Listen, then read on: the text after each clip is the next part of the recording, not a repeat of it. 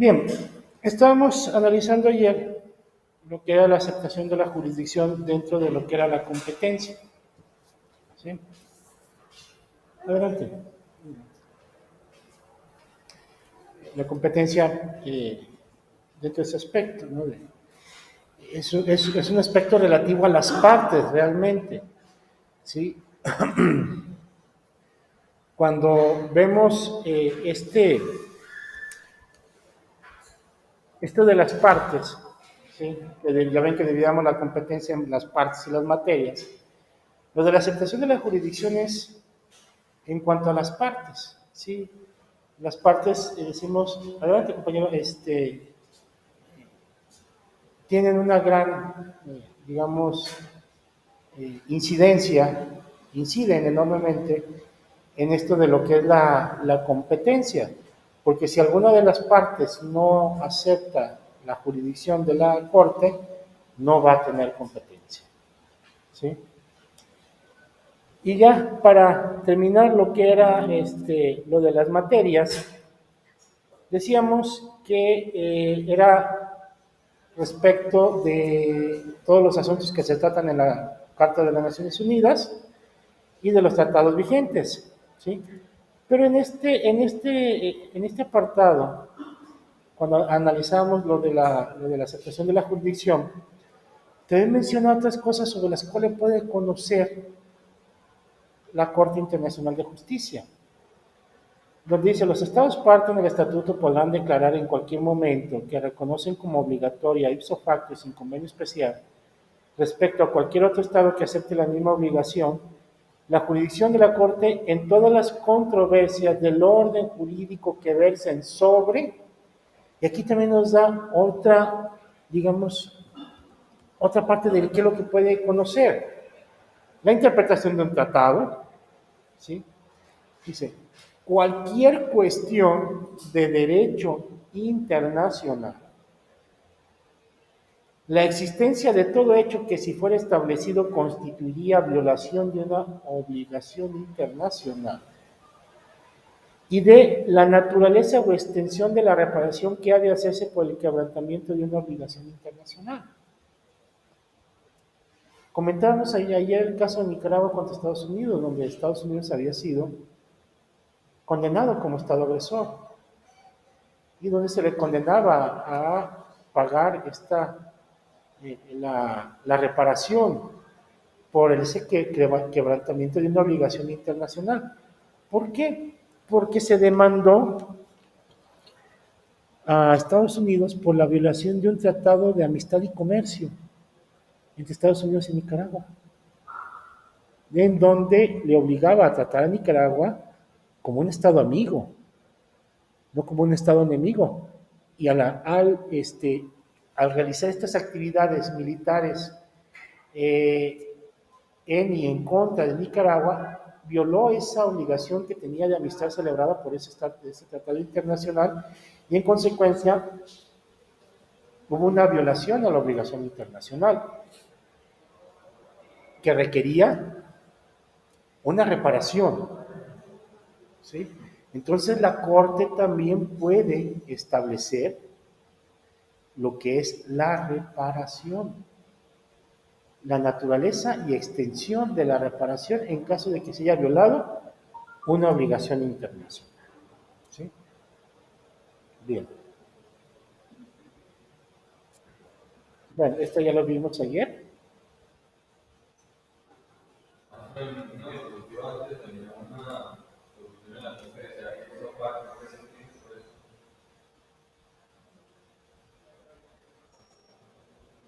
Esta, inmediatamente,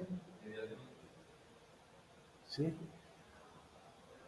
No sé, cuando su mamá los manda a lavar los trastes, puede utilizar esa expresión, lávame los trastes ipso facto, o sea, ya, ahorita, en este momento, inmediatamente, a eso se refiere, ¿sí?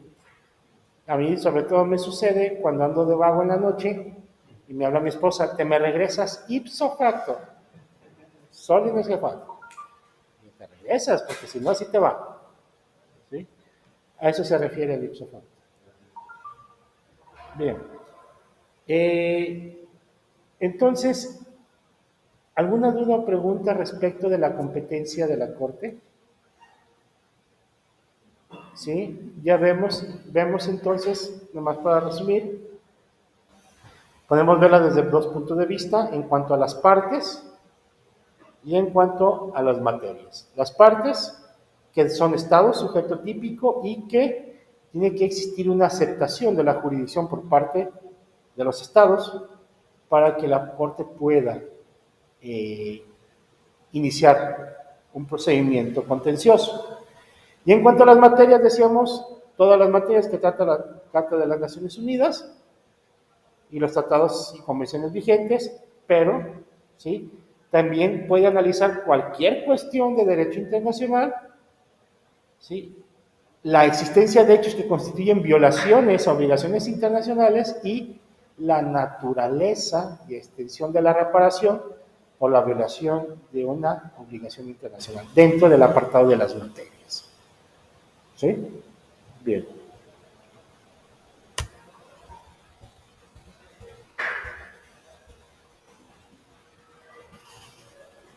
Vamos a comenzar a ver lo que es el derecho aplicable en la Corte Internacional de Justicia.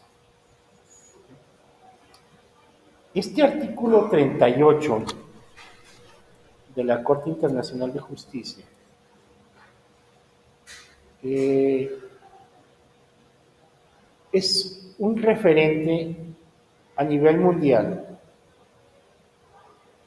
sobre las fuentes del derecho internacional público. La mayoría de los libros que he consultado sobre el derecho internacional público, cuando hablan de las fuentes del derecho internacional público, siempre se hace referencia a este artículo 38 del Estatuto de la Corte Internacional de Justicia, para ejemplificar precisamente la naturaleza de estas fuentes del derecho internacional. Vamos a analizar este artículo 38. Dice, la Corte cuya función es decidir, conforme al derecho internacional, las controversias que le sean sometidas, deberá aplicar a las convenciones internacionales, sean generales o particulares, que establecen reglas expresamente reconocidas por los estados litigantes. B. La costumbre internacional como prueba de una práctica generalmente aceptada como derecho. C. Los principios generales de derecho reconocidos por las naciones civilizadas. ¿Sí? Y tenemos que se divide en dos partes. ¿Sí? Lo que son las fuentes primarias, que son estas, y las fuentes auxiliares o los medios auxiliares como fuentes del derecho. ¿Sí? Estas tres son las principales, ¿sí? Las fuentes primarias, las fuentes principales del derecho internacional público. Vamos a analizarlas. ¿Sí? Dice, las convenciones internacionales, sean generales o particulares, que establecen las reglas expresamente reconocidas por los estados litigantes. ¿A qué se refiere esto? A los tratados internacionales. Cuando un estado demanda a otro por la violación de un tratado internacional o solicita la interpretación de un tratado internacional porque puede existir una violación a una obligación respecto de un estado, la Corte debe de aplicar precisamente ese tratado internacional. Cuando esa controversia se refiere a la aplicación, ejecución, interpretación de un tratado, el derecho que debe de aplicar en primer término la Corte es el tratado internacional. ¿Por qué? Porque aquí lo dice, son es porque establecen reglas expresamente reconocidas por los estados litigantes. ¿Qué es lo que va a hacer la Corte? Va a analizar los hechos confrontándolos con el tratado internacional, porque ese es el derecho que ambas partes han reconocido como aplicable. ¿Sí? Desde luego existen diversas, eh, digamos, escuelas o teorías sobre la preeminencia y la incorporación del derecho internacional al derecho interno, ¿sí? Pero sobre todo sobre la preeminencia. Si han escuchado hablar sobre la teoría monista y la teoría dualista del derecho internacional, ¿se acuerdan?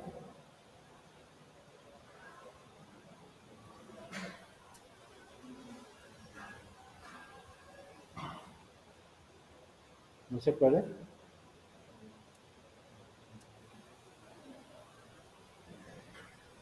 La teoría dualista establece que el derecho internacional y el derecho interno son dos sistemas jurídicos totalmente diferentes, tanto por la forma de su creación como a los sujetos a los que va dirigido esos derechos o las normas que se generan conforme a ese derecho.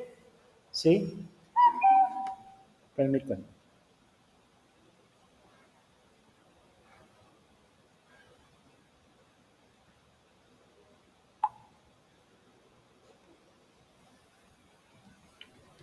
Me encargó cilantro mi mujer. Por eso le tengo con un tono específico, ¿no? Es que si no le contesto, así me va. Entonces, suena, inmediatamente tengo que contestar. No se casen, muchachos, de verdad, no se casen.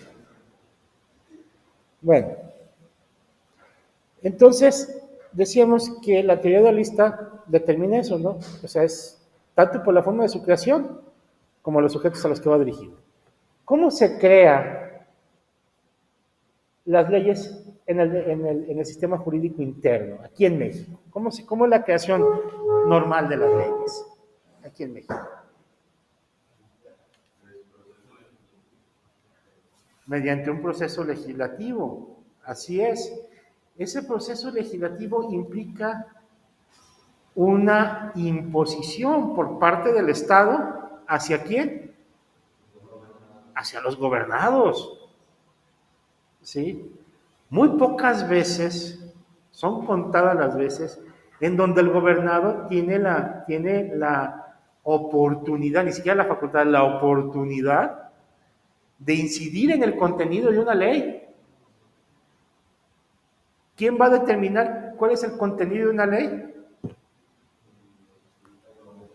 Los legisladores, ¿sí? Ya sea el Congreso del Estado o el Congreso de la Unión, que dicen representar a, a la población. Pero la realidad es que sabemos que no representan a la población, representan intereses, ¿sí? Y las normas se crean conforme a los intereses y a las políticas legislativas de cada partido gobernante. ¿Sí? Entonces hay una imposición del Estado. ¿Sí? ¿Y a quién va dirigido? A regular el Estado y a los gobernados. ¿Sí? Y en el derecho internacional, ¿cómo se crean las normas? ¿Cómo se crea el tratado internacional? No.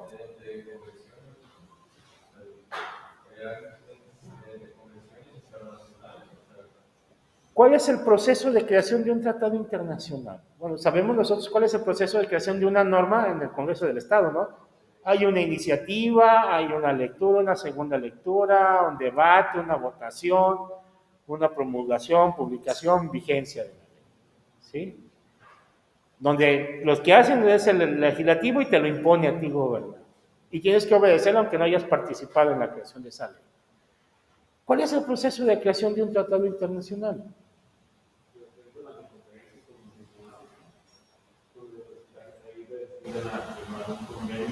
Y ya el compromiso lo llevan los estados y el estado lo va Previamente, ¿qué hay o qué se hace en esas conferencias o en esas convenciones? ¿Qué iba a decir, compañero? No tengo la página, simplemente a través del conflicto se realiza un análisis y pues, se prevé como que evitar conflictos económicos de hacer un tratado internacional, ¿no? Sí, bueno, un tratado internacional puede resolver un conflicto, desde luego que sí, pues están los tratados de paz, que resuelven conflictos, ¿no? Pero para llegar a ese tratado internacional, ¿qué es lo que se hace antes? Una negociación, una negociación entre las partes. Vamos a negociar, a ver cuál es el contenido de, de ese tratado, porque el tratado es una norma, ¿no? ¿Hay una imposición? No, bueno, teóricamente no, porque supone que se está negociando. ¿Sí? En la norma legislada, en la interna, sí hay una imposición del Estado hacia el gobernado. Ya legislé y la vas a cumplir. Acá no, acá se supone que hay una negociación. ¿Sí? Creo que el ejemplo de una negociación donde no haya mucha presión, pues son los tratados comerciales, donde se van a negociar los mejores, digamos, oportunidades, ¿sí? Las mejores ventajas para el país, todos buscando, como cualquier otro contrato, no vas a buscar las mejores condiciones por las cuales entrar a ese juego, ¿no? Ya, por ejemplo, un tratado de paz pues, es diferente, ¿no? Porque hay mucha presión. Ahorita, por ejemplo, las negociaciones entre Ucrania y Rusia, pues el que está presionando es Rusia. ¿Por qué? Porque ya está invadiendo la mitad del territorio, un pedazo grande, enorme del territorio de Ucrania. Entonces ahí sí hay una presión, ¿no? Pero digamos, normal. Pero siguen negociando. Hay una negociación, ¿sí? Hay una negociación. No hay una imposición. Teóricamente no hay una imposición, hay una negociación. Entonces de ahí es que la forma de creación de ambas normas son diferentes. Una es una imposición, la otra es una negociación. ¿A quién va dirigido la ley internamente? A los gobernados y a regular los gobernantes, al Estado, ¿no? ¿A quién va dirigido? A las partes que intervienen nada más en el tratado internacional y nada más. No tiene la generalidad como la tiene la norma interna. Esta es particular, más aplica a los estados que negociaron y aceptaron los términos, ¿sí? Vamos a encontrar, por ejemplo, que hay convenciones, hay tratados multilaterales donde intervienen muchos estados. Y de repente un estado dice, ¿sabes qué? Ok, estoy de acuerdo en adherirme a esta convención internacional multilateral, pero voy a formular reservas. ¿Sí se acuerdan de las reservas? ¿Lo que son las reservas? ¿Qué son? Hace la negociación, se redacta, en este caso, pues, el convenio, pero puede un país llegar a hacerlo a la cláusula tercera, al artículo octavo, etcétera, respecto del contenido nada más de eso, pero en la generalidad del acuerdo, pues acepto las obligaciones. Así es, compañero, es decir, vemos el tratado en general y dice, ok, lo acepto en general, pero este artículo me lo reservo y formulo una reserva y no puede entrar en vigor porque va en contra de tal norma interna, va en contra de ciertos usos y costumbres míos internos y no lo voy a aceptar. Los demás aceptan, se corre a las partes y están de acuerdo con la reserva. Si se acepta la reserva, adelante. Éntrale con esa reserva, si para ti no te va a aplicar eso, pero todo lo demás sí. ¿Sí? Como parte, es parte de la negociación. ¿Sí? Entonces de ahí que la teoría dualista diga, es que si te fijas, pues son dos sistemas jurídicos diferentes, o sea, son dos normas diferentes, tanto por la forma de creación y el sujeto a quien va dirigido, el derecho interno y el derecho internacional. Esa es la teoría dualista. ¿Sí?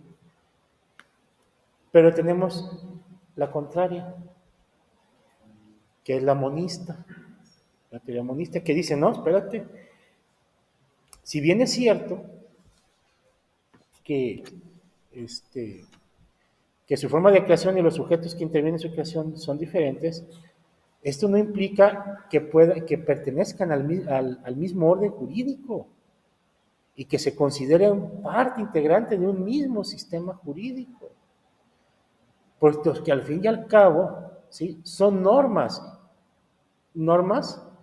que las crea el Estado con otro sistema, pero son normas creadas para obligar al Estado en cierta forma y que puedan aplicarse los tratados internacionales hacia el interior, como parte de las obligaciones internacionales que derivan de esos tratados internacionales, se aplican hacia el interior del Estado. Entonces no puedes separarlos, forman parte de un mismo sistema jurídico, ¿sí? Aunque los sujetos que han intervenido y su forma de creación son diferentes, forman parte de un mismo sistema jurídico.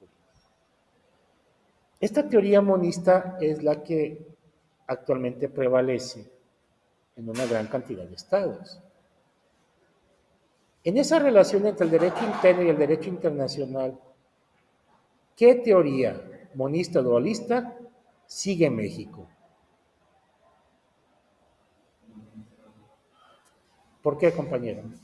Porque, pues, antes se debatía mucho sobre el tema de la pirámide de Caskelsen, que era lo que estaba arriba de los tratados internacionales, y llegamos a la conclusión de que están a la par. Entonces, si están a la par, se entiende que entonces subsisten los dos como uno solo, y eso es la esencia de la teoría monista, que no es uno como individual, sino que los dos se apoyan entre sí. ¿Y por qué México sigue la teoría monista?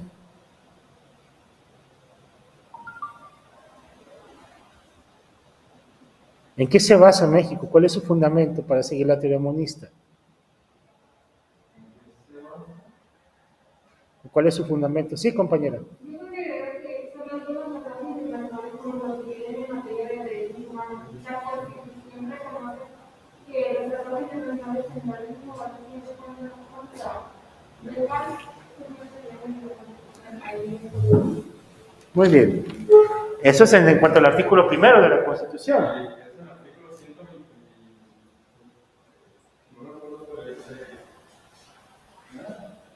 133. Ahí se establece precisamente en el artículo 133 la teoría monista. Esta Constitución,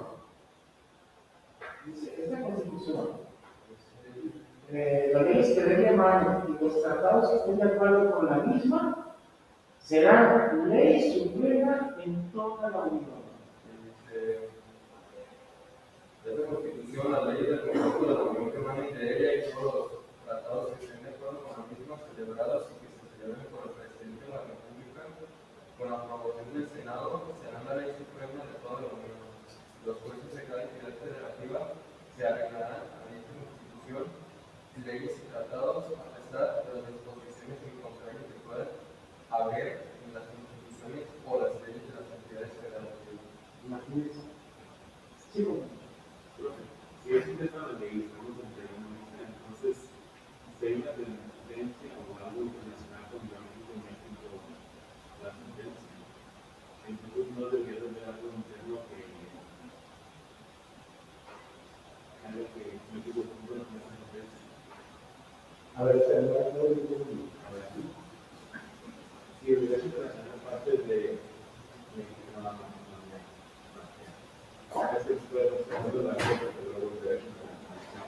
pero también, o sea, es parte de.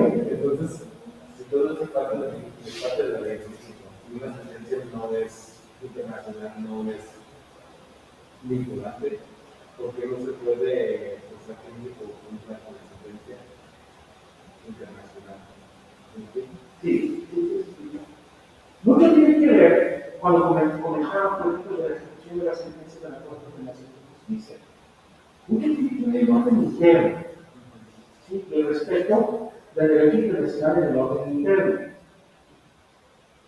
Hasta el momento México ha acatado las sentencias que derivan de los tribunales internacionales y aún los mecanismos de resolución de controversias derivados de los tratados internacionales, como los paneles arbitrales. ¿Por qué? Porque la política que tiene el Estado mexicano del cumplimiento del respeto al derecho internacional. ¿Sí? Derivado de que precisamente de esa percepción de la teoría monista es ese artículo 133 constitucional. La propia ley dice que estás obligado a observar la Constitución y los tratados internacionales. Los jueces, dice de cada, se arreglarán la Constitución y los tratados. O sea, los jueces pueden aplicar los tratados. Aún hay discusiones en cuanto a sus propias constituciones locales, con las leyes locales, se aplican las leyes federales y los tratados internacionales. Si bien una sentencia derivada del cumplimiento integral de la Constitución de México, México se ha obligado en ese sentido por la teoría monista de considerarlo como parte del derecho interno. Tan es así que las sentencias que se han dictado, sobre todo las que han generado parteadas en derechos humanos, por ejemplo el caso de Ramírez Pacheco, pues se tuvo que cumplir. ¿Por qué? Viene de la Corte. Hay alguien que obliga a México a cumplir con la sentencia de la Corte Interamericana de Derechos Humanos. Hay alguien que lo obliga a cumplir, no, más que el propio México decide, Estado así, tengo que cumplirlo porque yo creo que me comprometí a eso. Después del consentimiento, voluntario del consentimiento, es parte de, bueno, es mi consentimiento, mi voluntad y el consentimiento. Se unió para que se aplicara eso, ¿no? Ahí está. Ahora tengo que atacar. Afortunadamente en México existen disposiciones internas que pueden obligarnos a tratar una sentencia internacional mediante el procedimiento que corresponda, no sé si sea por Congreso o no, a la Corte. Directamente la Corte hace que se cumpla esta sentencia internacional. Más la Corte misma hasta de oficio lo hace, de aplicar las sentencias internacionales. ¿Sí? Como parte del compromiso que se tiene. Vamos a encontrar otros países que aún teniendo esta teoría monista, se niegan a cumplir las sentencias. ¿No? Parte de eso, el nivel de compromiso que tiene cada Estado. Comentábamos hace algunos días el caso Avena, donde México demandó a Estados Unidos por el incumplimiento de la Convención de Viena sobre Relaciones Consulares, donde habían sentenciado a 57 mexicanos a muerte, y demandó precisamente México a Estados Unidos porque les habían violado sus derechos consulares a ser representados por México, por los representantes consulares en los procesos penales. ¿Sí? Y se dictaron medidas preventivas por parte de la Corte Internacional de Justicia. No ejecuten ninguna sentencia de muerte hasta que no resolvamos este asunto, le dijo a Estados Unidos. Pero fíjense que sí ejecutaron a uno. Y tenían que ser los tejanos. Los tejanos se fuesen la parte. ¿Sí? Cuando se le reclamó, en Texas ejecutaron a uno de los 57. Dice Texas, no, es que yo nunca fui llamado a eso. Se puede hacer uno de los argumentos. Uno fue llamado a la policía. Ya no ejecutaron a los demás porque la orden y la sentencia decían, básicamente decían que tenían que responder los procedimientos para que se le diera la debida asistencia consular a todos. Pues eso es lo que ejecutaron los mexicanos. Y eso, como parte de lo que el presidente general humano, que se piensa en la Corte. Y en la Federación norteamericana no pudo obligar a Texas a que no lo diera. Recordemos que Texas siempre ha mantenido ese deseo, ese sentimiento independentista. Recuerden que Texas nació como una república independiente de México. Y Santana le dijo a la de su república de Texas, sin bronca. Duraron un año independientes y luego se regresaron a Estados Unidos. Pero realmente Texas nació como un estado, aparte de México y Estados Unidos. Por eso son tan independentistas y tan y yo hablé con la federación. Es otra política. Pero ahí vemos, por ejemplo, el nivel de compromiso que se tiene. Aquí se cumple lo que hay un compromiso del Estado. Y todo depende también de esa teoría monista. Y dentro de las teorías monistas, pues tenemos otras dos: monista nacionalista y monista internacionalista. ¿Sí? Monista nacionalista es aquella que le da preeminencia al derecho interno por sobre el derecho internacional, ¿sí? Y la monista internacionalista es al que le da preeminencia al derecho internacional por sobre el derecho interno. México mantiene una teoría monista nacionalista, ¿sí?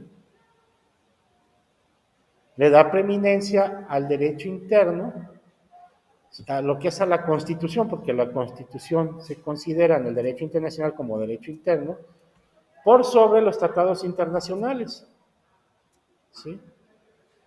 Por ahí, hace algún tiempo leí un criterio de la Suprema Corte, en donde aún tratándose de derechos humanos, y había una disparidad entre el Tratado Internacional y la Constitución, decía, debía de prevalecer la Constitución, porque también tendía a proteger, ¿sí? Voy a buscarla a ver si la encuentro, porque fue motivo de mucha discusión, fue eso hace algunos años, donde empezaron las tesis diciendo, no, es que si son tratados de derechos humanos, es a la par de la Constitución, ¿sí? Y a los tratados comerciales y otra materia, pues sí van por debajo de la Constitución, pero sí tiene que ver con esa pirámide normativa de Kelsen, ¿no? En donde decían, bueno, está la Constitución y al mismo nivel los tratados de derechos humanos, ¿sí?